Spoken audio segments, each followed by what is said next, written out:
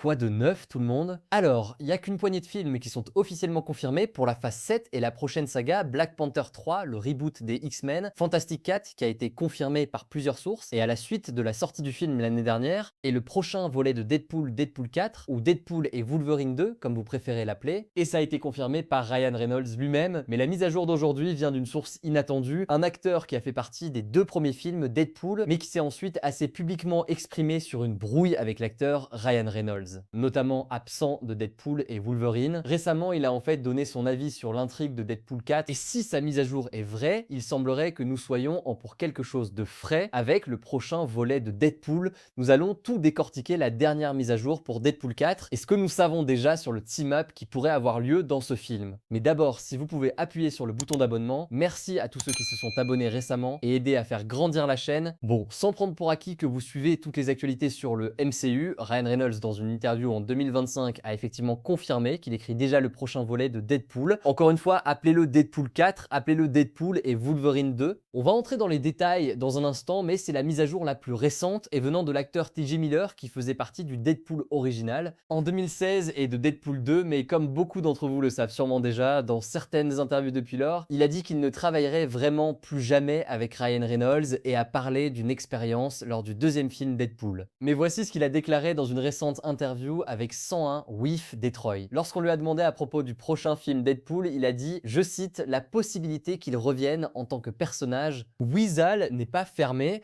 donc quoi qu'il se soit passé entre le moment où il avait donné cette dernière interview parlant de sa relation avec Ryan Reynolds comme étant en mauvais termes, apparemment ils ont fait la paix, car il parle de la possibilité que la porte soit encore ouverte pour qu'il revienne dans Deadpool 4. Et ensuite il a dit, je cite, c'est tout ce que je vais dire là-dessus. Ok, Marvel devient tellement bizarre avec ces choses-là, ils disent juste, n'en parlez pas, n'en parlez pas. Et je dirais aussi que l'idée de Ryan Reynolds pour le prochain film Deadpool est vraiment bonne, vous savez, c'est vraiment intelligent. Donc peu importe ce qui s'est passé en dehors des écrans entre T.J. Miller et Ryan Reynolds, c'est génial à entendre et très prometteur que ce qu'il a entendu sur l'idée de Ryan Reynolds pour le film soit vraiment intelligent. Parce que voilà la chose, si vous savez, ils ont en fait proposé 1 million d'idées sur la façon de faire Deadpool 3 à Marvel, et Ryan Reynolds s'est même moqué de lui-même lors des premières annonces concernant le Wolverine de Hugh Jackman, n'ayant pas vraiment d'idées. Ils ont fait plusieurs pitchs pour Deadpool 3 entre Ryan Reynolds et Kevin Feige et Marvel Studios, et Marvel Studios a en fait rejeté le premier en bloc. Il a fallu pas mal de progrès pour qu'il fasse le film, mais maintenant il semble que ce qu'il mijote pour Deadpool 4 soit vraiment intelligent et intéressant, ce qui signifie très probablement que c'est cette idée qui finira par être réalisée. Maintenant, on connaît un peu les détails grâce aux rumeurs, mais prenez ces informations avec des pincettes, car si Ryan Reynolds travaille encore sur le scénario, rien n'est gravé dans le marbre. Mais les rumeurs disent que Ryan Reynolds travaille sur un film de team-up. Vous pouvez l'appeler un film X-Force, mais plutôt un film de team-up pour un groupe de personnages mutants adjacents aux X-Men qui ne feront pas partie du reboot original des X-Men qui à l'heure actuelle, selon nous, débutera avec Sadie Sink dans le rôle de Dean Grey. Et comme vous pouvez le voir, ce casting sera bien plus jeune. Donc faire un Deadpool 4 avec Wolverine leur donne non seulement l'opportunité de se concentrer sur certains personnages qui ne seront pas dans ce reboot mais qui sont beaucoup plus âgés, comme un Hugh Jackman de retour, comme Ryan Reynolds en Deadpool, qui finiront évidemment par croiser les X-Men à un moment ou à plusieurs moments tout au long de la saga des Mutants.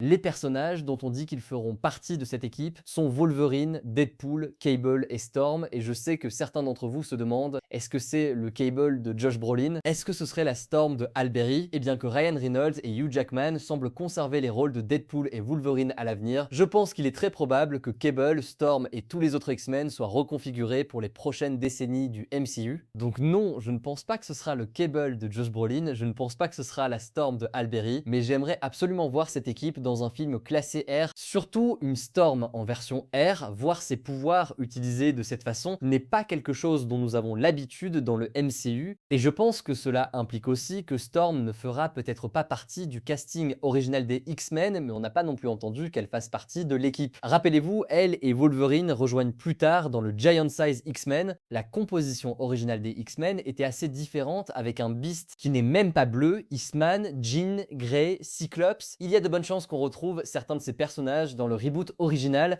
et j'y suis tout à fait favorable. En fin de compte, je pense que bien que nous recherchions tous la même chose dans ces films Marvel, le parcours du héros, les dépassant certains obstacles pour triompher, et s'il réussit ce sentiment dans le troisième acte, ça donne toujours la même sensation, à la manière de Captain America, le soldat de l'hiver, les gardiens de la galaxie 3, je pense aussi que vous voulez un peu de variété dans ces projet et à voir, Ryan Reynolds écriva une version classée R d'un personnage Deadpool et permettant au MCU d'avoir cette sorte de voie pour explorer le genre R. Ces personnages, en dehors d'un reboot des X-Men PG-13 et plus ou moins familial sous la bannière Disney, je suis tellement content que cela se produise et que Marvel et Kevin Feige aient eu le bon sens de laisser Ryan Reynolds conserver ce qui avait fait de la franchise Deadpool une franchise à 1 milliard de dollars. Et maintenant, avec le Wolverine de Hugh Jackman impliqué dans la franchise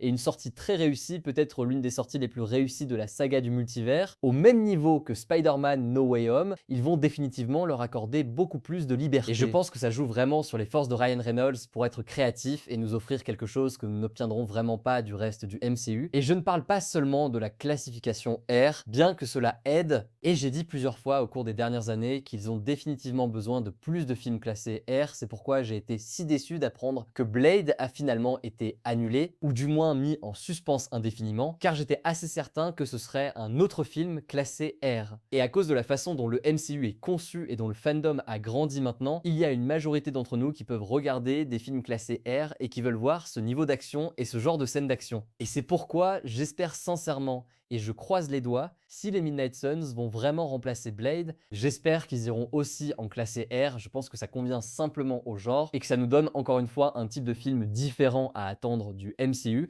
mais dites-moi tout ce que vous pensez dans les commentaires, je suis toujours tout oui à propos de tout ça. Et je dois admettre que parmi beaucoup des projets dont on entend parler en rumeurs, Thor 5, Doctor Strange 3, Shang-Chi 2, et je suis super enthousiaste pour tout cela, je veux définitivement qu'il y ait plus de films classés R dans le MCU, j'espère que vous êtes d'accord. Dites-moi tout ce que vous pensez dans les commentaires,